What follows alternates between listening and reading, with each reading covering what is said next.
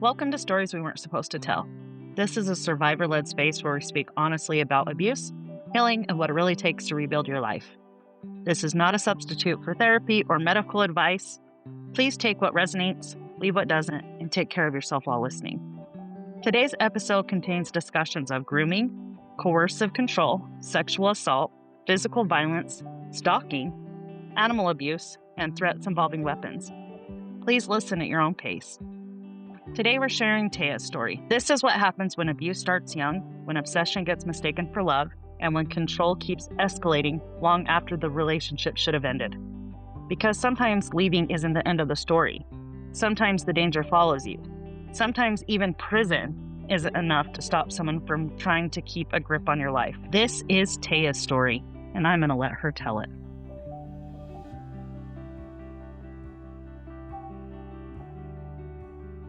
How old were you when you met him? So I was 13 when I first met him. Okay. How did you meet him? So I was actually dating one of his friends. I guess you can call it dating. I was, 13, but Mm-hmm. we would hang out together on the weekends. My dad lived up in Morgan, and so I Mm-hmm. would go to my dad's house on the weekends, and that's kind of how I met that group of friends. And so I actually was dating his friend first, and then me and him kind of became friends through his friend, and we would talk pretty frequently. And then me and that other kid ended up breaking up, and that's kind of when he swooped in and decided that he liked me. Okay. What drew you to him? He was wild and he really didn't have like any rules. He had no guidance with like his parents. So he really got to do whatever he wanted, and I was 13 and he was able to drive his family's, like, vehicle around town and things Mm, like that, so, he kinda came off as, like, an older guy, and he was kind of intriguing, and he was just super funny and fun to be around when we were friends. okay. And so you like the bad boys, huh? Yes, no, I totally did when I was younger. I grew up like, my parents were divorced, and my mom was very lectured with rules and things that she wasn't crazy strict or anything, but she definitely had rules in place, and so Mhm. when I'd go out to my dad's, I kind of had a little bit more freedom, and then seeing, like, how much freedom he had, I was like, "Oh my gosh, how fun is this?" So, yeah, Mhm. it was drawing. Okay. What did your relationship look like in the early days? So in the early days, like I'll say, like, the first 3 months, honestly, because that's what I would call the early days with Mhm. us. He was super great. He loved bombed me a lot. He bought me lots of gifts. He took me out to dinner all the time on dates and things like that. We were always doing something, like, we'd go fishing or we'd go riding dirt bikes, and I feel like he just really kept us busy for those first 3 months. And he was just really amazing during that time. He really pulled me in. And then we went to a high school football game, and there was a girl there that I had used to like. We were friends in the past, but Mhm. we weren't currently friends. And she walked past us and said a snarky remark, and I was like, "That was weird. How Mhm. does she even know you?" Because he's from Morgan, and I went down to school at Syracuse High. So I was like, "This is weird. How do you guys know each other?" Mhm. So I was kind of weirded about it, but then I just ignored it and went on with the night. Ended up having a fun night at the football game with my friends and him. And that night, I actually lost my virginity to him. And then the next day, I woke up and found out that he had actually been talking to that girl for, like, the past 2 weeks or so, Mhm.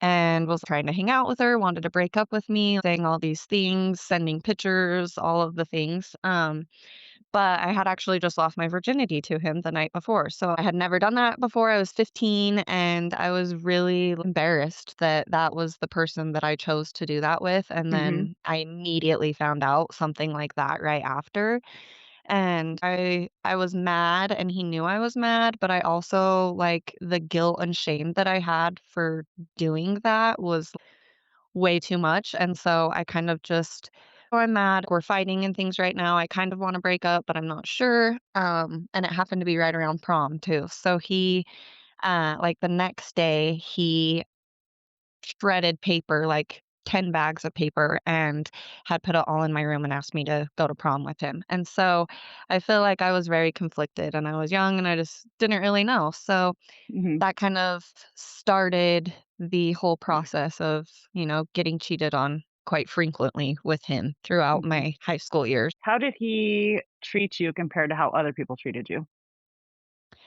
I feel like he just paid attention to me in different ways that I like not necessarily was lacking from at my house, but just I feel like he just overly explained how much he loved me, and he had kind of crazy tendencies, like, just, I don't know, would drive past my house and see if I was home or things like that, and that was kind of just, like, at the beginning, and I just thought it was, like, really sweet and that he just truly, really cared about me and was really, like, in love with me, like how I was in love with him, and that's why he was so worried all the time.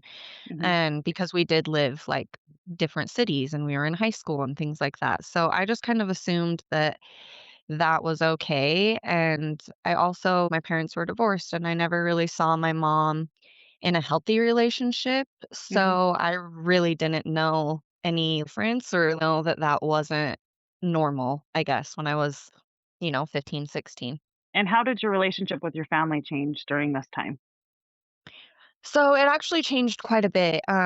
Like throughout my high school years, my mom would like started to pick up on some of the weird behaviors that he was doing and kind of being controlling and how I wasn't really hanging out with my friends as much anymore. And I was just being way more secluded and kind of fighting with her more and things like Mhm. that. And so I feel like she was picking up on those things. She noticed it.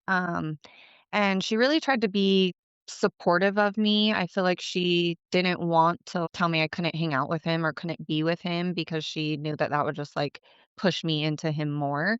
Mhm. So for the first little bit, yeah, she was supportive and like good and things. Then when I was around 18 and I was still in high school. Um, and he cheated on me and we had broken up and we were broken up for about 2 weeks, but we were still talking to each other here Mm. and there. And he was still pulling games and things like that. And he actually ended up telling me that the last time that we had sex that he didn't pull out and that 100% I was gonna be pregnant, and so that we had to get back together, like, we just had to because Mhm. for sure I was gonna be pregnant, and I was like, "Oh my gosh," I didn't know what to think, and I was really, like, scared, and so I ended up like, agreeing to get back with him, and when I did that, my mom was like, "Okay, this has been too much, like, the breaking up, the getting back together, like, the Mhm. craziness," like, I mean, I had a girls' night one night, and he went and wrecked his car because he was so upset that I was having a girls' night, so he wrecked his car so that I would have to leave my girls' night and come and get him because it ended up being, like, 5 minutes away from my house, and Mhm.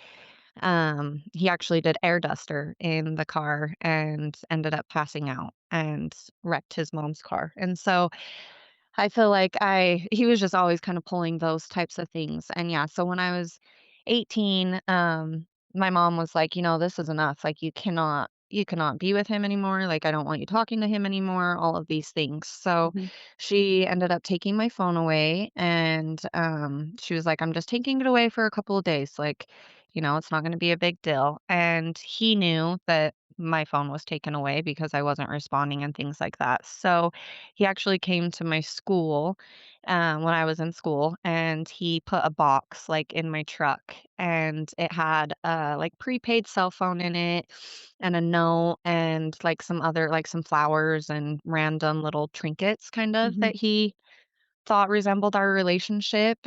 So yeah, he put that in the box and so then I ended up having a phone. And so I was secretly, talking to him and my mom didn't know. She Mhm. assumed that like, oh, she's getting better, she's not talking to him, all these things. And really I was just like mad at my mom that she didn't want me to be with him and, like, thought that she was just being controlling, and then he was in my ear also telling me, like, how controlling my parents were and that I never got to do anything and all of these things. So I really fed into that, and um, he talked me into running away and moving in with him. And so I knew I was 18.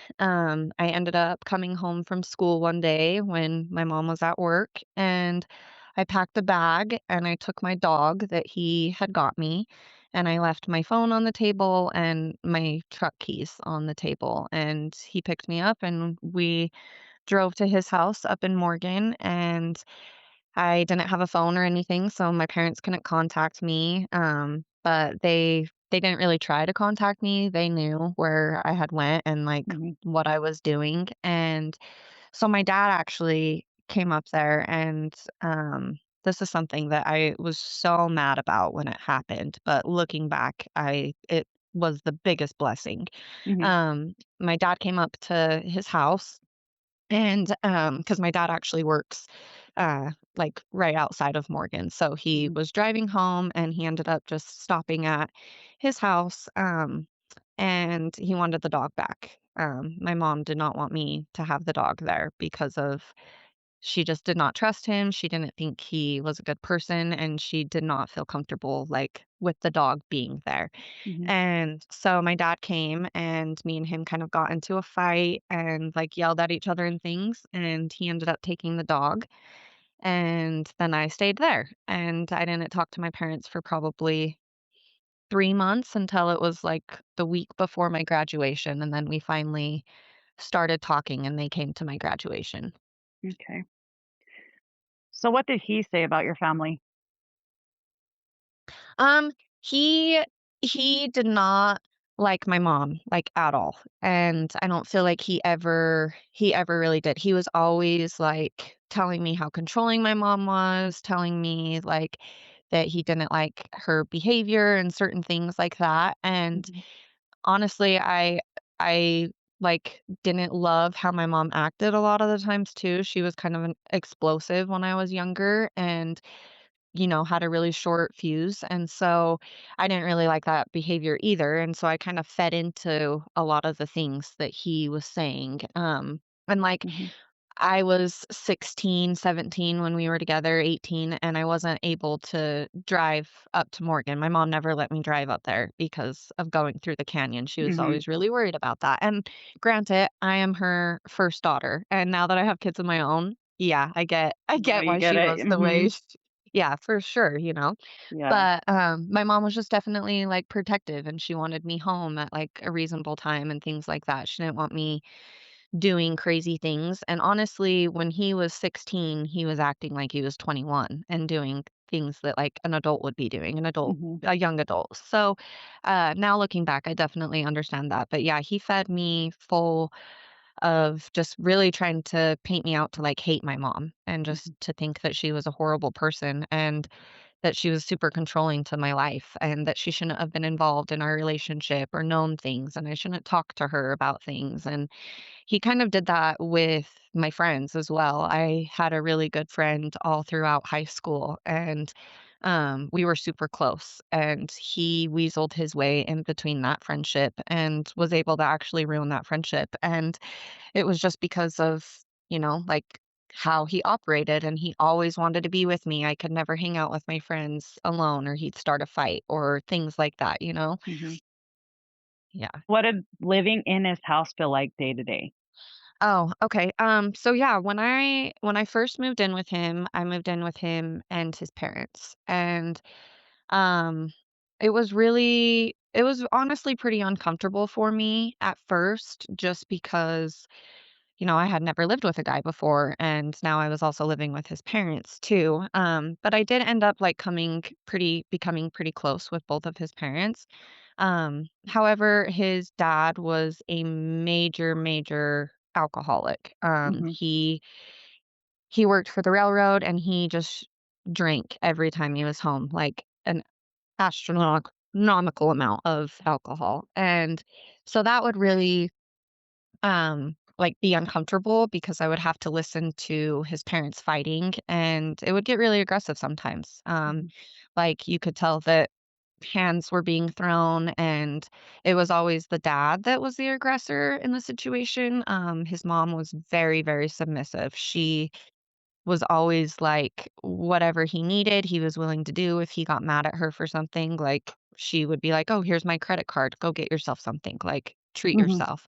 So they were very like throw money at us all the time, and definitely like took care of us in a financial way. Like, we had everything that we needed, but it was very taxing, like, being in that house, and, you'd get woken up at 3 o'clock in the morning because they were fighting, or you'd get woken up at 3 o'clock in the morning because his dad had made some weird snack and wanted you to eat it, you know?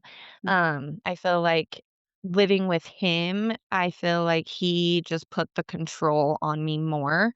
When I first moved in there, I mean, I didn't have a car. I didn't have a phone. So he had to take me to get a new phone and set that up.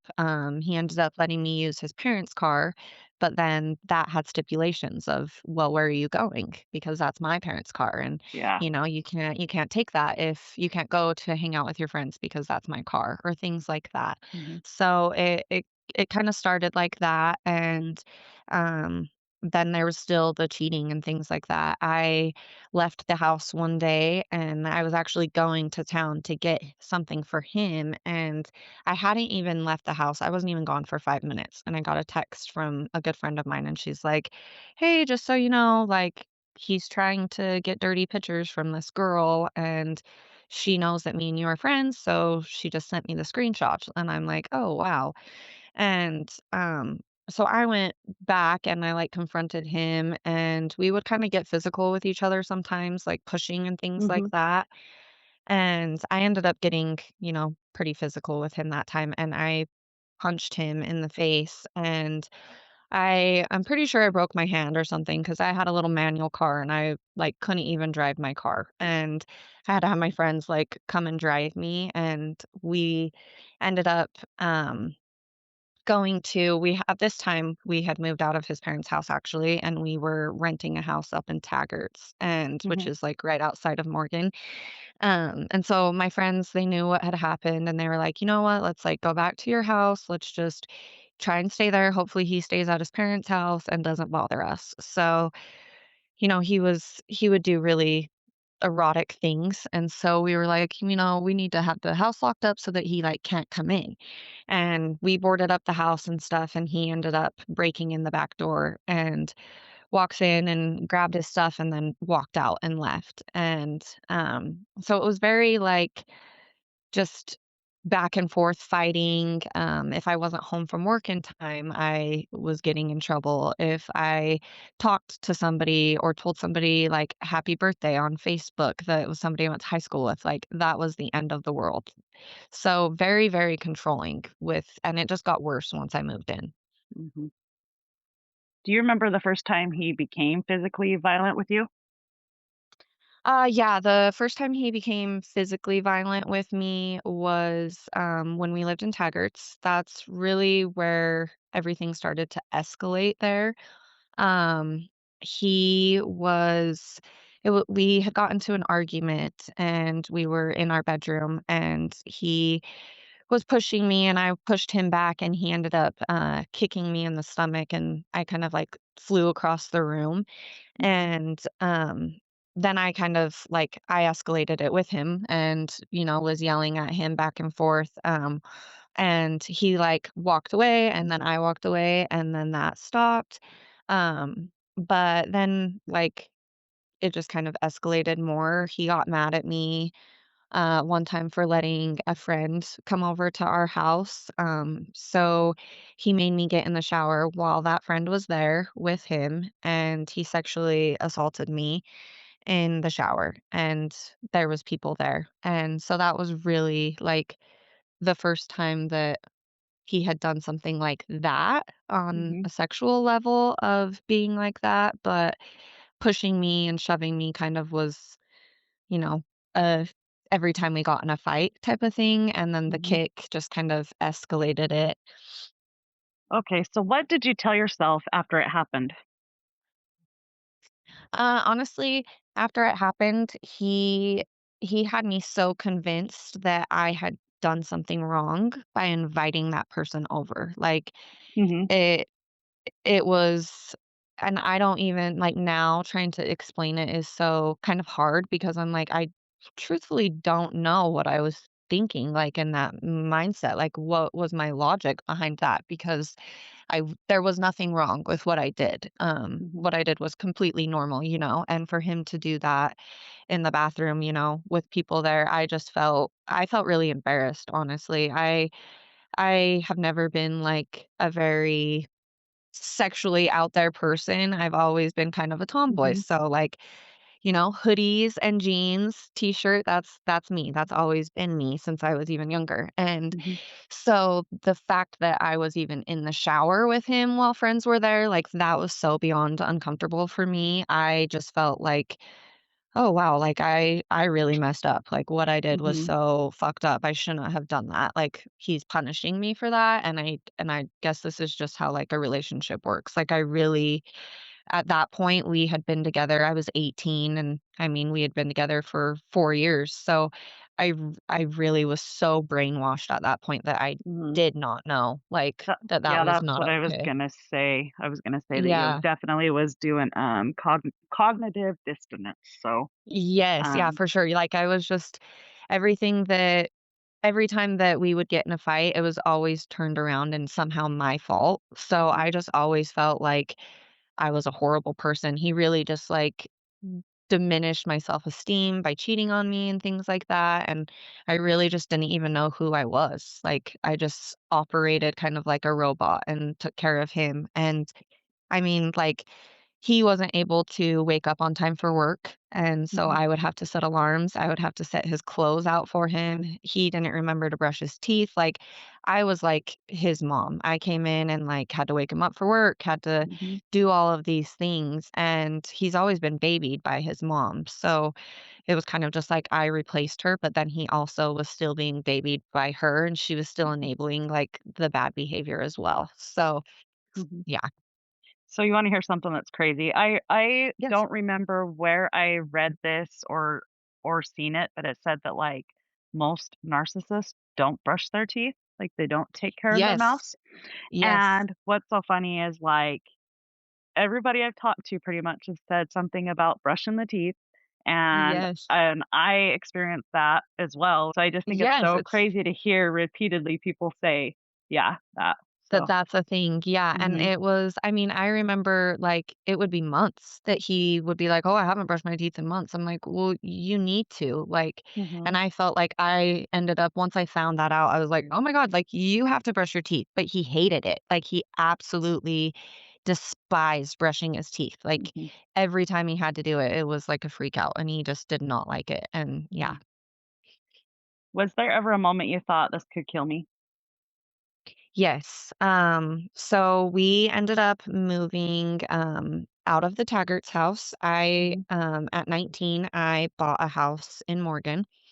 And so we decided we were going to move in to that house together. And the like first week that I lived there, I had found out that when I went on a trip with my family and we were living in Taggart's, he had hired um, escorts or hookers or whatever. I'm not exactly sure what the Mhm. correct phrase for them is, but he had hired them and they had came to our house while I was out of town. And he had done that, and then there was also some things on Snapchat that I had found, and then I actually found out that that wasn't a one-time thing, the escorts. It was kind Mhm. of like every time I ever had went on a vacation or anytime I was ever like, out of town or gone for a few hours, like, that is something that he would Mhm. do and would cheat on me. So, he was actually asleep on the couch. I walked in there after I had found that, and I confronted him with it, and he jumped up, like, dead asleep, and he just launched, off of the couch and threw me onto the floor and choked me out until I was screaming that begging that I couldn't breathe. Um, and then he finally stopped, and, I honestly feel like my life flash before my eyes right there, and I truly felt like he could kill me or he was going to. Mhm. Um, so yeah, I kicked him out and I called his mom and I was like, "You need to come and get him. Like he is not able to be at my house ever again. Like I don't want anything to do with him." Mhm. And so the next day his parents actually moved him out and I mean, he didn't really have a whole ton of stuff because we had just moved in, but they moved him out and a few weeks later I started dating one of his friends that I had always had a big crush on. Like Mhm. me and him always had hung out like with my ex. And so we were friends. We had always been good friends. And then yeah, that kind of just shifted into a romance after I was single for a little bit. And Mhm. so the first night that we were hanging out, we were hanging out on my couch and we kept hearing a truck drive by, and I'm like, "That is definitely his truck." Like, that I know what his truck sounds like. He had a 6 Ford, and I just very Mhm. distinctive sound. So, I was like, "That's definitely him." And so we were kind of weirded and, like, creeped out, and we were just kind of, like, listening, and then the truck pulled in the driveway, and I had all the doors locked, and I was like, "You need to go hide." Like, he's not sane and, like, you just need to hide from him. And so this guy ends up hiding and he storms in the house and I am like, "You need to get out, you need to leave." And he is searching the whole house, pushing me out of the way, freaking out, just searching the whole house. And he finally goes downstairs in the basement and finds his friend down there. And he freaks out and ends up like storming out and leaving. And I'm like, "Oh, thank God, like, I'm glad that it wasn't anything else. I'm glad it wasn't anything crazy." And then a few weeks go by and me and that guy are kind of or I guess it was a few months go by, but me and the guy I was kind of hanging out with that was his friend, we kind of, like, broke up-ish, like, we were kind of in a fight or something, Mhm. and we ended up going to a fire, and my ex showed up there with my current friend, and so then it was just not good, like, once all of them showed up together, and he ended up, trying to fight this other kid, and they were throwing punches and things like that in the driveway, and I was like, "Okay, this is way too much, like, I've gotta get out of here, I've gotta leave." Mhm. So I ended up leaving. I went back to my house, and I had some friends with me that also came back to my house, and then, my friend showed up that was also his friend, and he's trying to talk to me, and I was, like, kind of, like, just I didn't wanna talk to either of them, I was kind of mad and stuff, Mhm. and then my crazy ex, shows up as well at my house, and so then they're both mad that they've seen each other, and, my friend ends up leaving my house, and my ex decides that he's going to follow him. So, they, like, sped off, and it was a big, like, argument prior to that, and my ex always had a gun with him. He always carried a 310, AR with him, and so he had that gun with him, and, once he sped off, I just had a very, like, sick stomach feeling, and I was Mhm. like, "I need to go, like, after them. I need to go chase after them." So I ended up going to try and chase after them. I never could catch up to either of them. They were speeding so fast. My ex actually ended up hitting into his car and pointing his gun at him and telling him that he was going to kill him. And so, my friend, he called the cops on him and reported it. Mhm. And my ex ended up he took off and, like, went and hid. He parked his truck at his parents' house, and then he took off on foot and was, like, up in the mountains hiding from Mhm. the cops. And the cops actually were coming to my house as well and, like, driving around my house with spotlights and trying to see if they could see him anywhere. Mhm. Um, and so that was super scary, and, we ended up falling asleep, me and my friends, and then that next morning, he came walking up to my house, and my friends were still asleep in there, and he had, like, stuffed a, um pillow or something or a jacket in his shirt, so he looked like a pregnant person, and then he had, like, a weird wig on and was walking with the gun, and it looked like it was a cane, kind of how he had it, like, how he was walking with it. Oh, crazy. Um, yeah, so he showed up at my house like that and basically just was like, needed me to help him and needed me to make sure that, like, the cops dropped all of this, and so he told me that he was going to go and kill our friend if I didn't get him to drop the charges. So, I ended up going to this friend's house, and I begged and pleaded with him to, like, please drop the charges and to tell the cops, like, it was just a misunderstanding and all of these things. And I was like, "This is, like, for your life." Like, I was like, "He's going to kill you." Like, he hates you, he wants to kill you because you've been with me. Like, I can't have that on my conscience and on my, Mhm. like, hands. And so he thankfully ended up dropping them, and, nothing ever came of that situation, thankfully. But yeah, it ended up just escalating more and more throughout that time. Okay. Can you talk about what he started doing to your pets? Yeah, for sure. Um, so that was like I've always been a crazy animal lover. I've always had dogs and cats, and I've always loved them. And Mhm.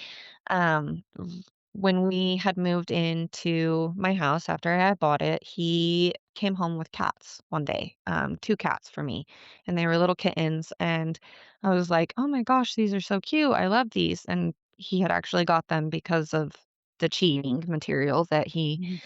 that I ended up finding when he choked me out.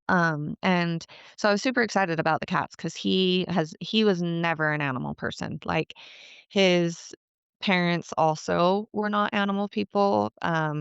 I know that his dad shot and killed like 10 puppies because they were a brother and sister that had mated, and so when they were all born, he ended up killing them all. And Oh, I just was always told stories, about his dad doing certain things like that, drowning animals, things like that. oh, that's awful. When I Yeah, it was horrible, and so I kind of just knew, like, that's how they were, and they weren't really animal people. They are very country cowboy type of people, and so, I mean, I guess that sometimes comes with that behavior, but I that is not something that I was about at all. And so I had those cats, that he had gave me, and he we had, like, been breaking up and back and forth kind of deal, but my cats ended up getting pregnant, and he was really, like, out of control at this time, and, just I know that he was on Adderall and was taking an extensive amount of Adderall, Uh-huh. but then I didn't really know what was going on. So this cat ends up getting pregnant. She was a really young cat, and she had a baby, and it was really tiny. It didn't even have its hair or anything on it, and but it was still alive. So I was nursing this cat back to health, and the mom was, like, helping, but she wasn't, like, the best mom because she was so young, and Mhm. he ended up, opening the windows of the cat room, and so they escaped, and the baby died because it didn't have the heat of its mom. And so Mhm. then once they escaped, I was like, "Okay, I really need to get these cats fixed. I don't want them running away and, reproducing and things like that." So my mom helped me out and helped me catch them, and I got them both fixed, and my mom paid for it because I had just bought a house. I was kinda struggling at that time, and so my mom paid for them to get fixed, and I brought them home, and the next day, they were both gone, and I was like, "What the hell?" Like, they usually always came back. Like, they were kinda indoor-outdoor cats, but they always kind of stuck around, and they came back every day, like, frequently throughout the day. Mhm. And so I made missing, cat posters, and I posted them all over.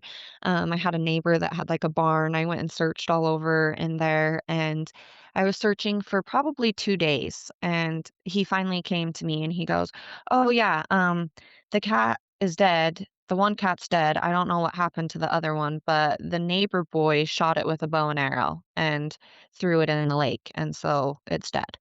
And I was like, "What?" I'm like, "The neighbor boy," because I had never, like, really interacted with any of my neighbors, like, I was Mhm. pretty young, so I was like, "That's insane." So I called and reported it, with the police, and the police actually went and talked to the neighbor, and apparently my ex had befriended the young neighbor kid, and they were hanging out, and my ex actually was the one that shot the cat with the bow and arrow, and then he threw it in the creek behind my house. So I actually never found my cat, Mm. my other cat or that one. Oh. And then shortly after that, I had another cat when we lived in Taggart's, and I came home one day and the cat was like in the spare room and it was sopping wet and it was just tiny, like maybe 9-week old kitten. And it's, like, shaking profusively and kind of freaking out, and I'm like, "What is the problem? Like, what happened to my cat?" Because I always kept it, like, kind of away from him, like, I knew that he wasn't good with animals, so, like, the cat was always put away. But he claims that he said that the cat was out throughout the house, and he was walking in the hallway, and it jumped up and scratched him on his leg. So, he took it upon himself to put the cat in a live, trap. He threw it outside in the snow and then threw it in our hot tub. So it was freezing and then, like, in the warm water, and he kind of repeated that for a minute, and he said that the cat was, like, about to die, and he nursed it back to health, and so I should be thankful that he nursed it back to health, Wow. and yeah. So I ended up giving that cat to my mom, and she kept him until he passed a few years ago. Um, I also had dogs when we lived in our Peterson house, and one morning I had woke up and my dogs were in their kennel and outside because I had a doggy door that they could go out and then it was like a kenneled off part. So my dogs were out there and my one dog, she was a female. She always has made kind of odd noises and I could hear her out there crying, like a yipe cry, and I was like, Mhm. "What is that?" And so I went out there, and he had both of them in the doghouse and was, like, waterboarding them. The doghouse was chock full of water, and he was just spraying a hose right at their faces, and they were just and it was winter, and they were, like, crying and freaking out, Mhm. and that was one of, like, my last straws with him, and I really freaked out and got aggressive with him and kicked him out, and, then we didn't see each other for a little bit, during that time period. It was like I was trying to kinda get away from him. Mhm. Oh. How did the stopping or the stalking and the home invasion start? So that started, once I was dating, our friend that we shared. Mhm. He he knew that and he did not like that. So me and our friend he stayed there quite a bit, so he basically was living there at that point in time. And I came home one day and there was a camera that was I had an old wood bed that my grandpa had made me, and he had Mhm. put a camera in the bed so that you could barely see it. I just barely like caught a glimpse of the light. Mhm. But that was the first instance that I found where he had came in and done that, and it was a really old house, so like the windows you could just kind of pop them open and you could get in. Mhm. Um, Another time, I had woken up in the middle of the night and saw him out the window. Me and my our friend that we had together was like we were both asleep in bed, and I looked up and saw him in the window. Another time was he had gave me a promise ring, an engagement ring, and then like one of his mom's rings. So I had all of those in my house, and he came in and broke in and he stole all of them back. And when he decided to steal all of them back, he actually like ripped up a shirt and he tied a red shirt all over on his gun. And then he tied my rings onto the gun too, so my rings were hanging off of the gun. He then posted, like, a video of him shooting the gun into the Weber River Mhm. and unloading the clip, and it had all my stuff on it, and he posted that. Then shortly after that, he posted a song on Instagram about me and the friend, and yeah, he just kind of started spiraling at this point in time and was really doing crazy things. He ended up stealing all of his parents' birth certificates, all of their like files and taxes and things like that. He went and got a storage unit and put all of their guns and all of their files in there just so that they couldn't have access to it. And we're like, okay, that doesn't really like make any sense, but okay. So, yeah, he was doing things like that. He also, JB welded his parents' truck to their boat trailer.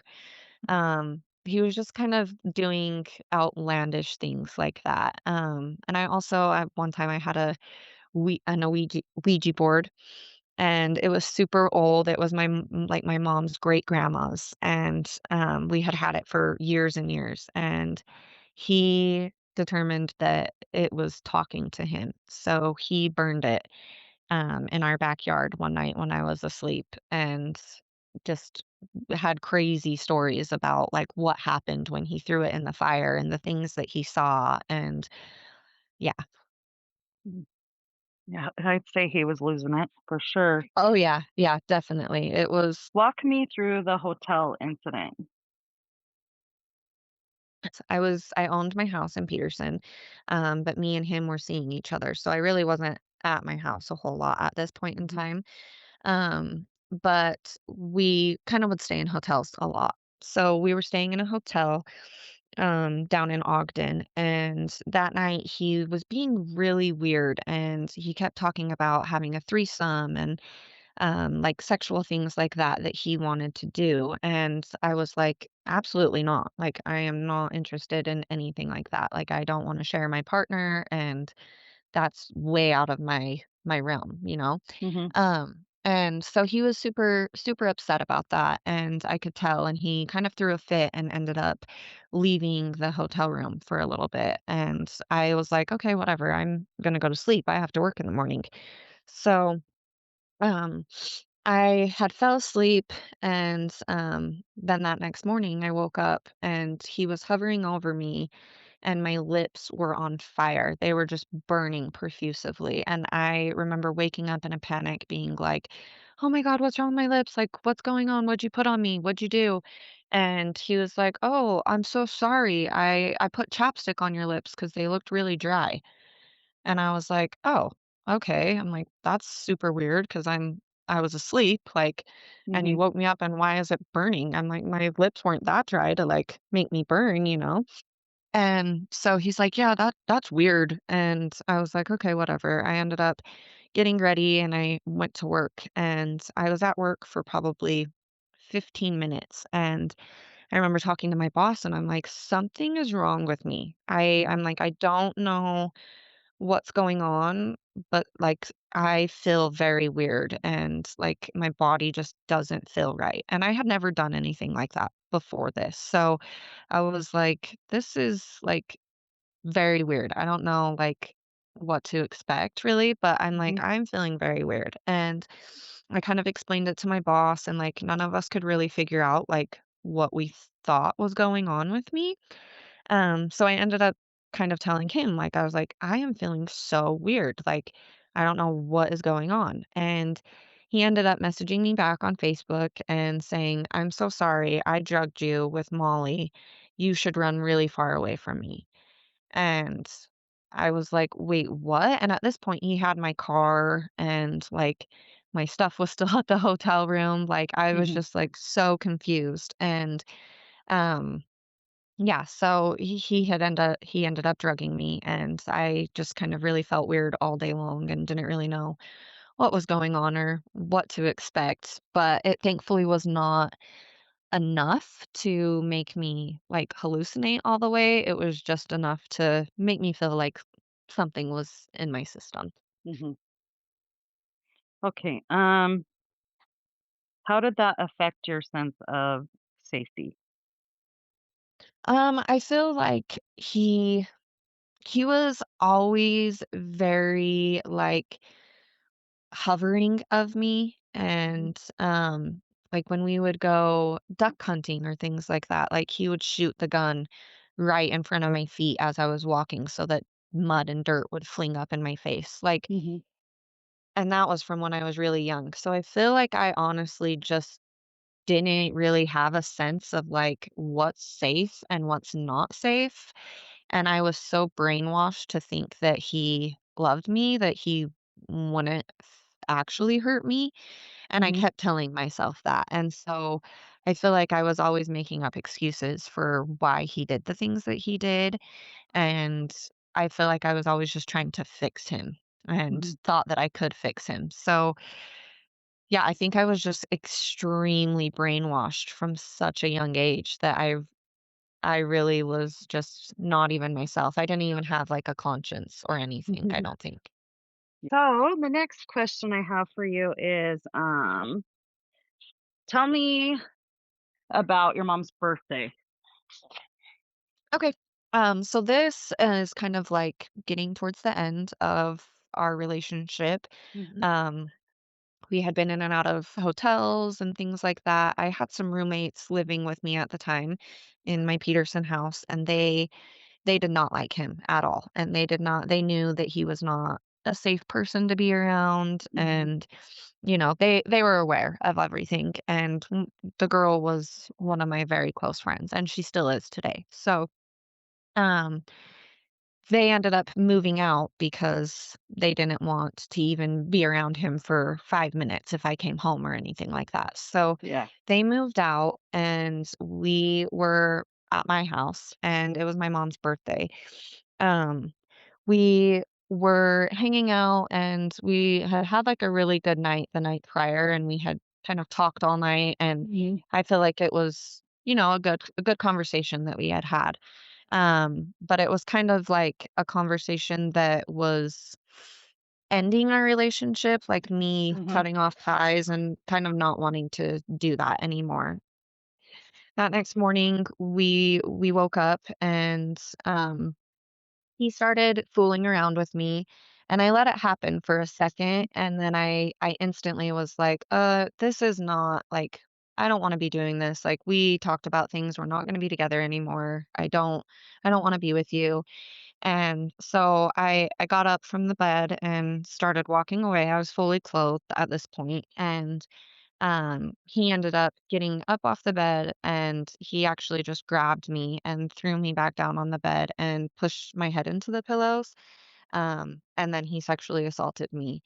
And um, afterwards, there was evidence of that, like on my carpet, and I was really, really distraught because although he had done, like, sexually abusing things in the past, it was always like I felt like I was letting it happen. Like, I never spoke up or said anything to, like, stop it. But this time I was very much like, "Stop. Like, no, I don't wanna do that." And I just remember that once he got me, like, face down in the pillow, that I just kind of froze, and I was really scared, and I just went numb, and I just remember bawling into the pillow, and then I got up, and, I can't remember exactly what he was doing at that point in time, but I remember I got up, and he might have been outside or something or in a different room of the house, but I ended up texting my really good friend, and I told her, like, what had just happened. I was like, "Am I, like, overthinking this, or did he just rape me?" Like, I was very, very confused because I mean, we had been sexually active with each other for years prior to that, so I was very, very confused, and mhm, I just told her exactly how it happened, and at this point in time, there had been so many crazy things that had happened over the years that she took it upon herself to call my mom.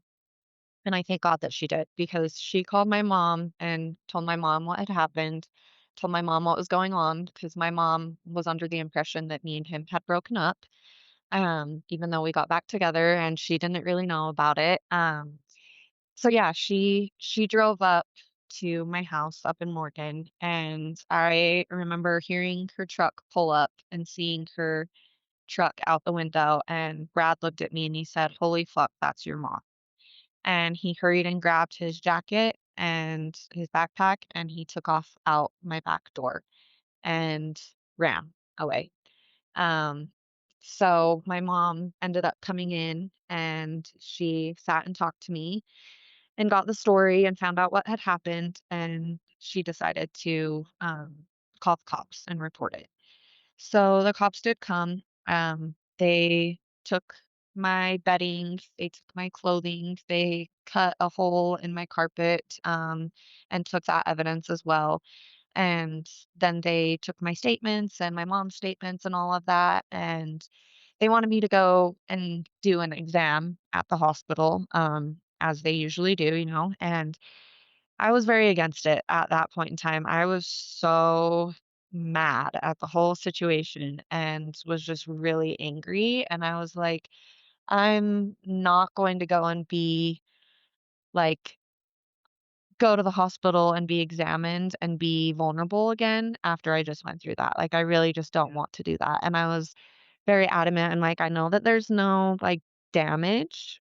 And so there's not like anything that you're going to see per se to that. And I'm like, I've been having sex with this person since I was 15. So I really just don't want to do that. And they were okay with that. I mean, they really urged me to do it, but I didn't, and I wish I would have, now looking back, and I wish I would have pressed forward with that, but I did not. So that happened, and when that happened, my mom decided that it was time that I needed to come home and I needed to be, like, under her protection to where he couldn't break into my house and he couldn't steal my things and things like that and couldn't be watching me all the time.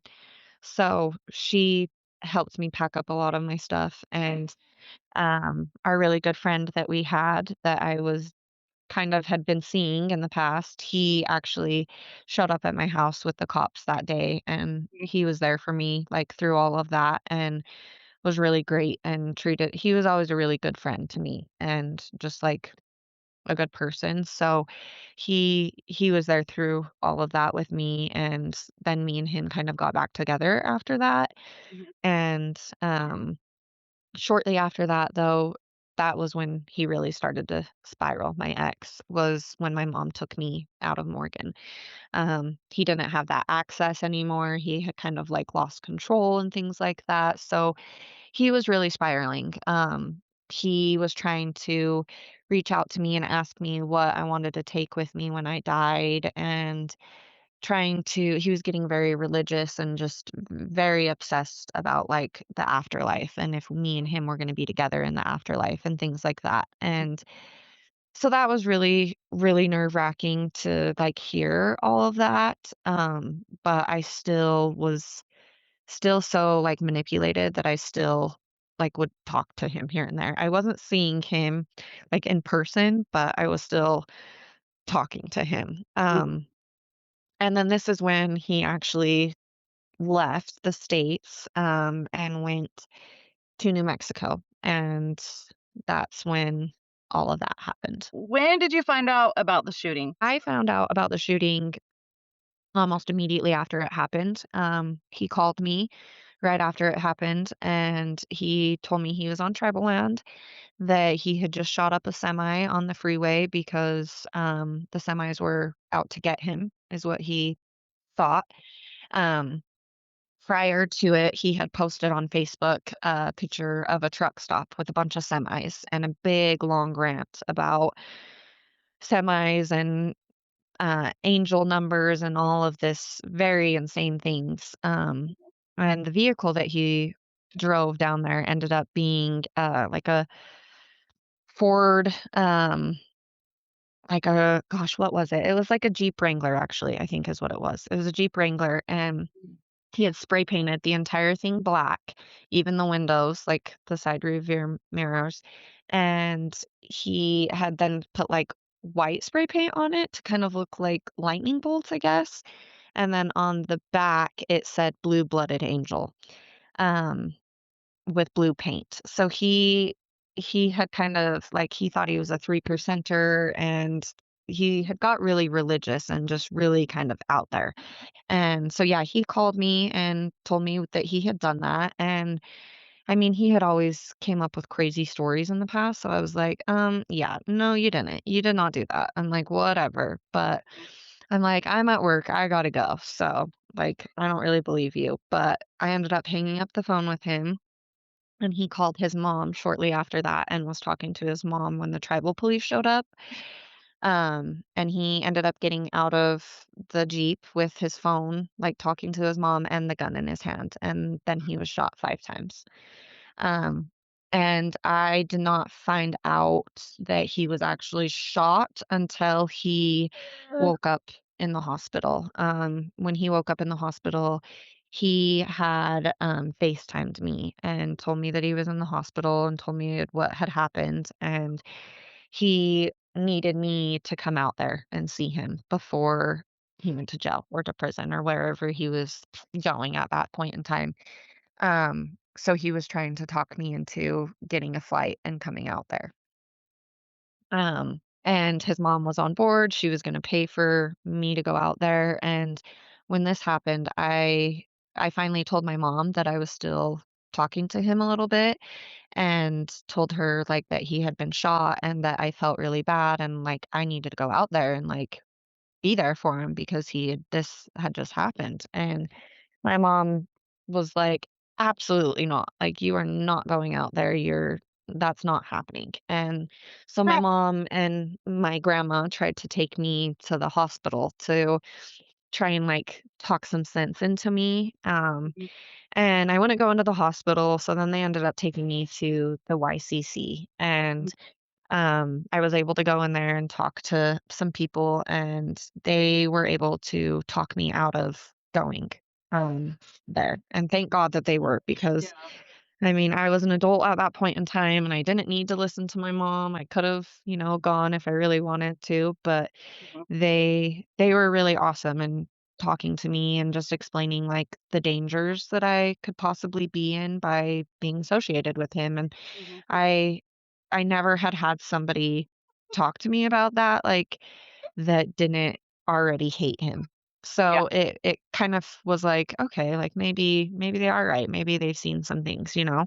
Yeah. Um, so he was in the hospital for a couple of days, and then he ended up going to, jail, and he was in the Albuquerque jail for a while, before he ended up getting moved to a federal prison. Yeah. But while he was in there, he kinda moved around a little bit, but we we would write letters a little bit for the first while that he was in there, and he would call me quite a bit as well.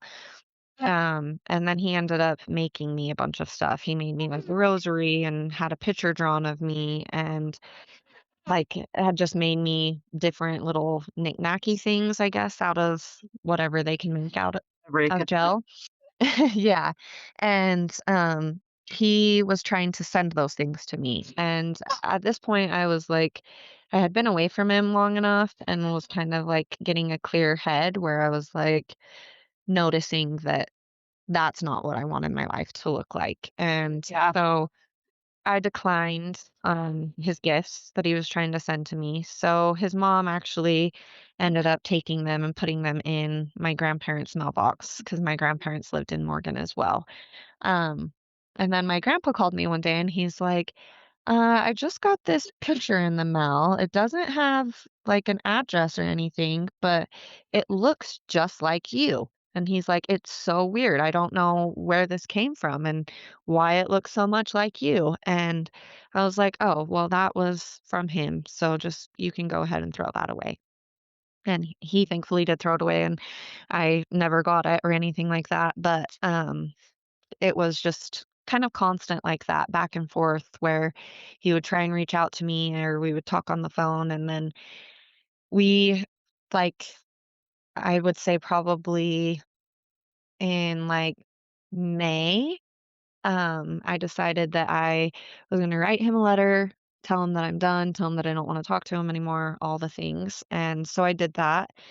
And then I got with my husband shortly after this, and I ended up changing my phone number. Um, but before I changed my phone number, he was having inmates from the jail reach out to me. They were reaching out to see if they could send me money or if they could see how my daughter was after I had had her and things like that. So it was very, like, even while he was in jail, he was still keeping tabs on me and he still knew what I was doing and what I was up to. When I had my first daughter, which was in 2019, or sorry, 2020, and he went to jail in 2019. Um, I had her and I posted it on Facebook, of course, and couple days later, I got a text message from the jail, and it was him telling me congratulations on my little girl. So, yeah, he's always kept tabs on me, and then once he had the inmates start reaching out to me and it wasn't him, that's when I finally changed my phone number. Yeah, that's scary. Yeah, yeah, it was. It was really scary. I was getting a call from, like, the prison, and I got it, like, 3 days in a row, and at first, I was like, "It's probably him, like, I'm gonna ignore that." And then they kept calling, and so I finally answered it, and I was like, "Do you have the wrong phone number?" Like, because it was saying, like, it would say a name when they would call. Like, it was like, "This inmate is," and it would say their name, and it ended up being like it wasn't his name, and so I was like, "This is weird, like, maybe this is a person that's actually, dialing the wrong phone number and trying to, like, get a hold of their family and something." So, I was like, "I'm just gonna answer it and be like, 'I'm sorry, you have the wrong phone number.'" So I did that, and he's like, "Oh, wait, is this Taya?" And I was like, "Yeah." And then that's how I ended up finding out that he was having other inmates call me. Yeah, that's crazy. Crazy. Yeah. Yeah, it was, for sure. Did you get a protective order or restraining order on him at all? Like during Yeah, so, I never did while I was younger, because he ended up going to jail, and that was, like, right after. I mean, that was only the the sexual assault happened in August, and he was arrested in October. So, it wasn't, like, that far apart from each other, um and so I didn't feel like I needed a protective order because I knew he was gonna be in jail for a while. And then once he got sentenced, I always kept track of where he was at and, like, where he was going and things like that, when his release date was and all of that. So I knew when he was gonna be released, and so that's I decided to do a protective order once I knew he was gonna be released. So I filed it with Weber County, and, it was kind of a pain in the butt, honestly, which made me a little frustrated with the system, but it was like I had to be the one to find him, even though he was in federal custody because he was in a federal prison, and then he was moved from the federal prison to a halfway house, but the halfway house was in Utah, and they were like, "Oh, we can't tell you that he's here. We can't confirm or deny that he's here. We can't do this. We can't tell you what halfway house he's went to or anything like that unless he wants to." And I'm like, "Okay, well, this person is a criminal, so I feel like that should not be how it works, but whatever." And so, yeah, I had to do a lot of research, and I ended up finding out that, federal prisons, that they only have one halfway house in Utah that is, like, associated with them and that they use. So, I just made a lucky guess and said that he was at that halfway house when I did my protective order, and I was right. And so they did find him. They were able to serve it to him. And I was really hopeful, like, my whole family, all my friends and everybody that I had talked to about it was like, "Oh, he's not gonna show up. He's just gonna let this, like, just be put into motion. He's not gonna show up. It's not gonna be a big deal, like, don't worry about it." And everybody was very, like, dismissive of me, I feel like, for it. And I just had, like, this gut feeling. I'm like, "No, I know this person. Like, I know how he operates. I know how he is. Like, he will be there for sure." And so I ended up going to do my protective order at court, and I just brought one of my friends. I was really nervous about it, and I just didn't really want anyone to have to, like, hear what I was gonna say. So I only took my one friend, and now looking back, I'm like, "God, I wish I would've, like, took my husband and my friend," because the courtroom was full, and so there was plenty of people that got to hear all of my stuff and hear my story and everything, um, I had a lot of evidence that I had kept over the years, and he actually showed up with a girl, and he showed up with a lawyer to try and fight it. The girl that he showed up with, I don't know if she is a hooker as well because she was in very, very revealing clothing and it was very uncomfortable. So, um, I ended up saying my piece with the judge and everything, and his lawyer spoke on his behalf. And his lawyer really didn't have a whole lot to say besides just kind of questioning, like, well, why were you answering the phone calls if you knew it was from a jail? And like things like that. Kind of just was throwing those things in my face. And I was like, well, right. But I'm like, I've been away from this person for 7, almost 8 years. I have a family, I have 3 kids, like, I'm married, and that is a thing of the past, and I am protecting myself now, and I'm like, he doesn't have the power that he once thought he did over me, and I don't need to protect him anymore, I'm gonna protect myself, so I said everything, and, the judge was like, "Well, you didn't deny that you did any of these things, you're just saying that she shouldn't have answered your calls. So I'm gonna go ahead and I'm gonna award her with this." And Mhm. he kind of threw a little fit in the courtroom and was a little upset by it. And then me and my friend walked out. And as we were walking out, him and his girlfriend were laughing at us as we were driving away. And so that was super awkward. But I was so thankful that I was able to get it and that I did like stand up to him because for so long he had the upper hand and he knew that I was under the power of him and I always protected him in everything and Mhm. I finally like had the courage to not do that. So getting the protective order felt very empowering. What does healing look like for you?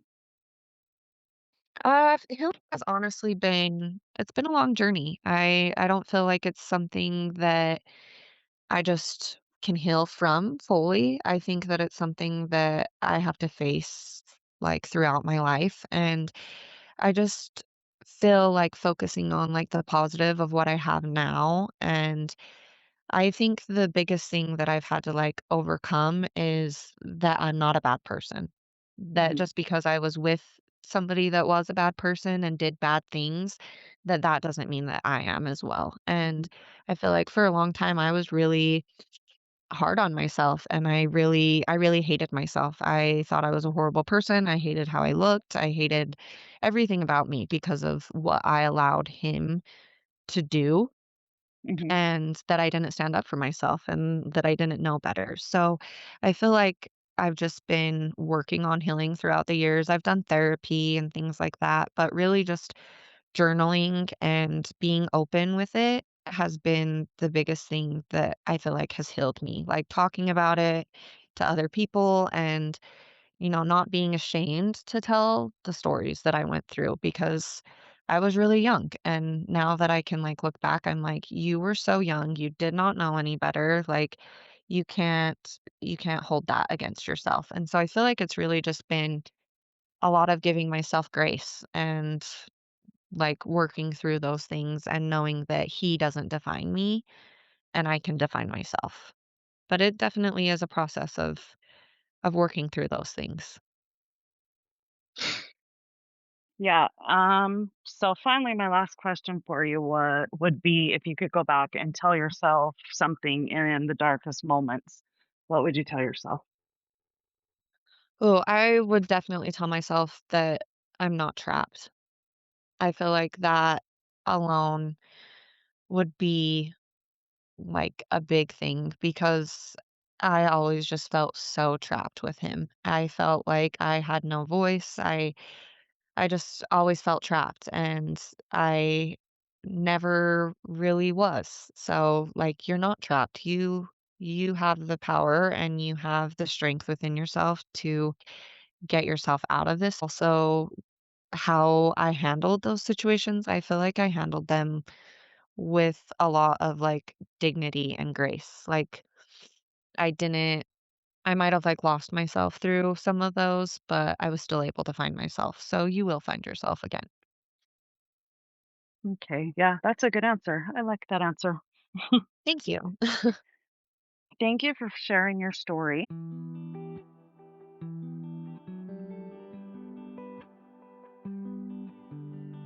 Taya's story is a reminder that abuse is never just what happens behind closed doors.